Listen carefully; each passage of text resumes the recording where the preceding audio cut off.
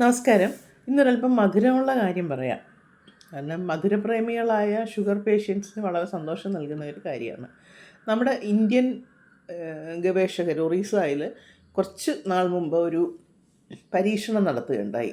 അതായത് ഏത് ഇന്ത്യൻ മധുരപലഹാരമാണ് ഏറ്റവും കുറവ് ഷുഗർ സ്പൈക്ക് ഉണ്ടാക്കുന്നത്, അല്ലെങ്കിൽ ലെസ് ഡേഞ്ചറസ് ആയിട്ടുള്ള മധുരപലഹാരം ഏതാണെന്നുള്ളത്. അപ്പോൾ നോർത്ത് ഇന്ത്യയിലെ പ്രധാന മധുരപലഹാരങ്ങൾ ലഡു, ജിലേബി, ഗുലാബ് ജാമുൻ, പിന്നെ ഹൽവ, പിന്നെ മൈസൂർ പാ യഥാർത്ഥത്തിൽ സൗത്ത് ഇന്ത്യക്കാരുടെ ആണെന്ന് പറയാം. മൈസൂർ രാജാവിൻ്റെ അടുക്കളയിൽ വികസിപ്പിച്ചെടുത്ത ഒരു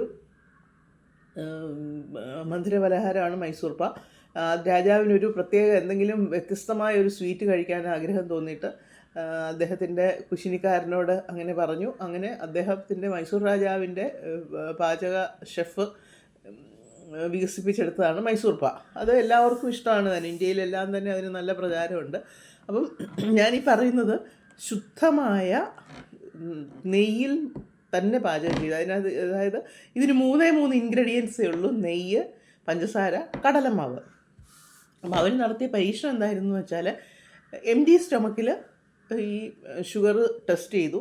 ഈ മറ്റ് മധുരപലഹാരങ്ങളെല്ലാം കഴിച്ച് ഓരോന്നും ഓരോ ദിവസം കഴിച്ചതിന് ശേഷമുള്ള 50 ഗ്രാം വീതം ഈ മധുരപലഹാരം കഴിച്ചതിന് ശേഷമുള്ള ഷുഗർ ചെക്ക് ചെയ്തപ്പോൾ മൈസൂർ പാ കഴിച്ചതിന് ശേഷം ഉള്ള ഷുഗർ സ്പൈക്ക് എന്ന് പറഞ്ഞാൽ 12 മില്ലിഗ്രാം ആയിരുന്നു. മറ്റ് പലഹാരങ്ങൾ കഴിച്ചപ്പോഴുള്ള ഷുഗർ സ്പൈക്ക് എന്ന് പറഞ്ഞാൽ 20 മുതൽ 40 വരെ മില്ലിഗ്രാമാണ് ബ്ലഡ് ഷുഗർ ലെവലിലെ റൈസ് കണ്ടത്.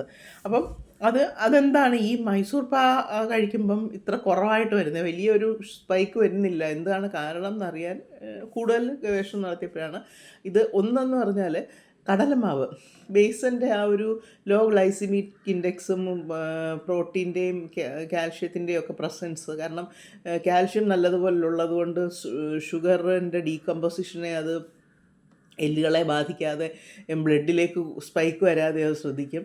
അങ്ങനെ കുറച്ച് കാര്യങ്ങളുണ്ട്. പിന്നെ എന്ന് പറഞ്ഞാൽ നറുനെയ്യ്, അത് പ്യുവർ ഗീയിൽ പ്രിപ്പയർ ചെയ്തതിൻ്റെയാണ് ഈ കണക്കെന്ന് പറയുന്നത്. അല്ലാതെ മറ്റു ഓയിലോ വനസ്പതിയോ ഒന്നും ചേർത്തതിന് ഈ ഒരു ഗുണം കിട്ടണമെന്നില്ല.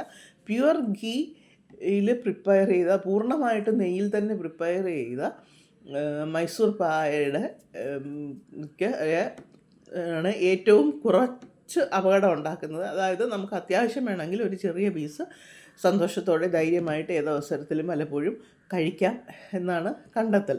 അപ്പോൾ നിരന്തരമായിട്ട് കഴിക്കാനല്ല, എങ്കിലും മനുഷ്യന് ആഘോഷങ്ങളുണ്ട്. എല്ലാവരും ആഘോഷിക്കുമ്പോൾ ഒരു പീസ് കേക്ക് കഴിക്കുന്നതിനേക്കാൾ ഒരുപക്ഷെ ആരോഗ്യകരം ഒരു പീസ് മൈസൂർ പാ കഴിക്കുന്നതായിരിക്കും. കാരണം എന്താണെന്ന് വെച്ചാൽ, കേക്കിൽ പലപ്പോഴും നമ്മൾ പുറത്തുനിന്ന് വാങ്ങിക്കുന്ന കേക്കിൽ ട്രാൻസ് ഫാറ്റ്സ് കൂടുതലാണ്.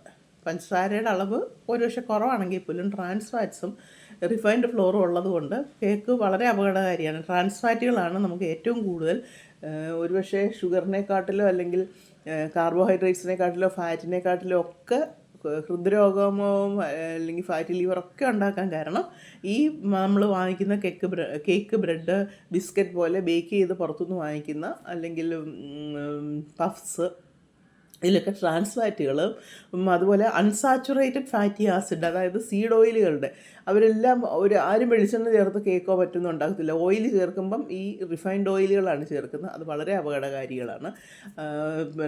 ഈ അൺസാച്ചുറേറ്റഡ് ഫാറ്റി ആസിഡ് എന്ന് പറഞ്ഞാൽ സീഡ് ഓയിലിലെ വെജിറ്റബിൾ ഓയിലിനോടൊപ്പം പാരഫിൻ കൂടി അവർ ചേർക്കുന്നുണ്ട്.